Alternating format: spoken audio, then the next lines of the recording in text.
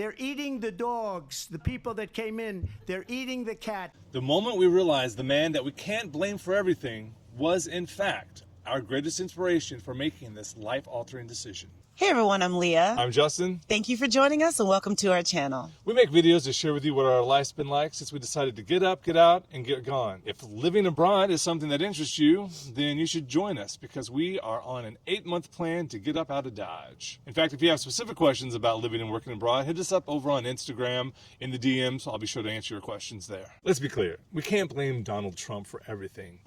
But his polarizing rhetoric, his executive decisions, his administration's hell-bent intention on implementing Project 2025 has definitely been the greatest inspiration for us to relocate from the U.S. to abroad. We are going to talk about some of the things that have brought us to this decision, but that's not accurate. Actually, Justin is going to be doing all the talking. Why? Because Black people have been dealing with this shit for a long time. We have tried to step up to the plate, and now we tied. I asked him to give me some bullet points. I want you to know that those are my bullet points. These are 3 pages, front and back. You know what? I'm going to participate by reading the first bullet point of this video. Ready? Little song about it, like to here go. Number 1, the political environment provided a clear signal that the promise of a more inclusive America was receding, inspiring us to seek a home where our community can thrive without constant political headwinds. That's a bullet point. Take it away, my mayonnaise king. Go. Trump didn't invent racism, but boy, has he used it to his advantage. He's only emboldened people who like to claim that their whiteness is their greatness, and he's given them a platform and supported them in their efforts to further dismantle what we're trying to build here. This man is pushing forward a racist agenda. His administration is pushing forward a racist agenda. Education, this very patriotic curriculum of 1776, he thinks, and his ilk think, that teaching about slavery in schools is too traumatic for children. Black history is Americans' history, right? Like that? Is that how I say it? And this is the guy that wants to challenge quote-unquote wokeness. This is the guy that has it out for anyone who is trying to implement DEI. Anything that has to do with something other than whiteness as greatness, he's challenging. Through the Department of Justice, he has removed these mechanisms that are in place to prevent people from being discriminatory. People can actually have a business if they have sincere belief in something, like say that I'm a baker and I don't want to make you a cake because you're a lesbian. And my sincere beliefs are being imposed upon by your right to equality. Like it's giving people an excuse to lean into what racist tendencies they already had. Reinstating Schedule F such that career civil servants, they are at-will hires now. They help form policy. They do a lot of the grunt work in diplomacy and what other countries would expect from us as a good neighbor. They're supposed to kind of remain unbiased. And that's not an option anymore, because if they don't toe the line, they're going to get ousted. The manipulation of legal and constitutional norms inspired us to leave a country where the fundamental protections for person over citizen were being eroded.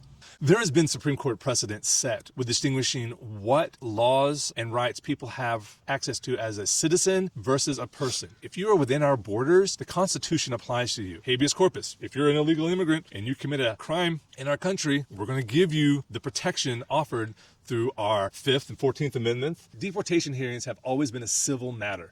Say what you will about immigration. ICE is not a Trump invention. ICE has been an extension of our government for some time. There's nothing wrong with having reasonable immigration laws and a reasonable control over our border. However, what we have eroded with ICE and the way that ICE is being managed now is these rights to a fast and speedy trial. Under this administration, we have criminalized the efforts that people are making to try to become naturalized citizens. I just don't understand how we can criminalize something that's always been a civil matter. For a man who wants to run this country like a business, it's not good business getting rid of immigrant help, immigrant labor. Immigrants basically keep our country running. There is a movie, I want to say it's 2008, 2004, I don't know. It's called The Day Without a Mexican. Just watch it. What they're saying there is exactly what people are saying now about the economic impact of getting rid of immigrant labor in the United States. Witnessing the U.S. shift from a dependable global protector to a transactional partner inspired us to move abroad to build relationships in a more welcoming and stable international community. Trump is a bully. He's not a diplomat. And the fact that he's demanding the Nobel Peace Prize, the audacity, the caucasity. When it comes to foreign policy, Trump sees everything as transactional. If we can't get something out of it, we're not going to participate. Using our economic prowess, compromising other nations in a way that just makes us a horrible ally.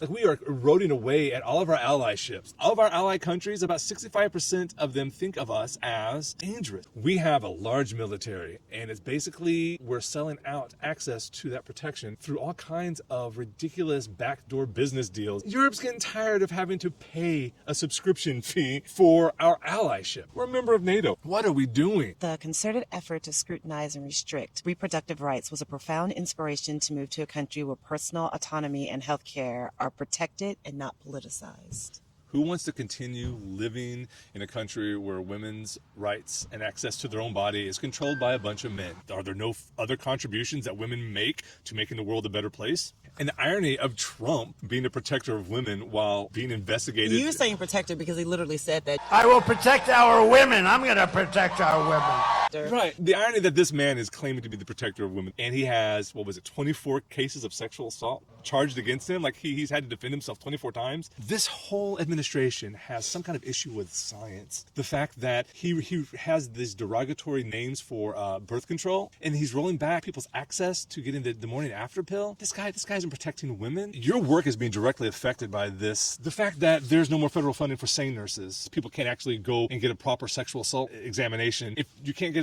that examination, you can't use the results of that in a court case because no one's doing them. Trump is the only sitting president that has been convicted of 34 felonies. He's the first president in U.S. history to be convicted of a crime, unique and final act of instability that cemented our decision to leave and secure a new life abroad. The sum of his total executive orders, his rhetoric, his policies, and resulting instability, all of it became the most powerful, undeniable inspiration for us to secure a better, freer, and more stable life outside of the U.S. We didn't leave because of him. We left inspired by him to build a new life outside the U.S. That was the final bullet point. That's so it's a little the bit final longer. bullet point. But I have actually expanded this out on Substack, so you can check out the full writings here because this is just me trying not to go off completely, but at the same time, get this inspiration out. We've given our reasons and our complaints and things that we can nitpick about the U.S., but honestly, there is fundamental inspiration that comes out of this president that we cannot ignore. There are so many moments that this man has had that's been televised and written about that just make me want to get up, get out, and get gone yesterday. Not in 6 months, but yesterday.